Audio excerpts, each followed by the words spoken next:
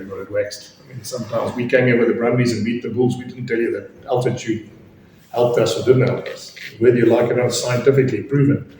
That's why Olympic athletes go and train at high altitude before the Olympic Games. And that's not, and I didn't make that up. That's what they do. They go to high altitude venues and they train for Olympic sports. So it does matter. Some people,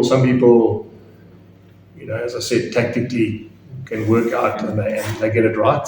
You all know what I'm talking about. Some teams are naive and think they can run through it. In other words, they can get through that barrier.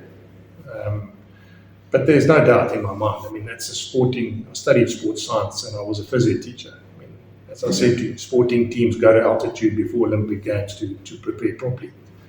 So it is an advantage we have. It's no different to when you play on 4G pitches overseas, which we don't have. It's no different to playing in the mud in rainy conditions like some provinces have to play in, and we don't play in that. So it is an advantage we use, and I don't think because some teams beat you here, that necessarily means they worked out the altitude.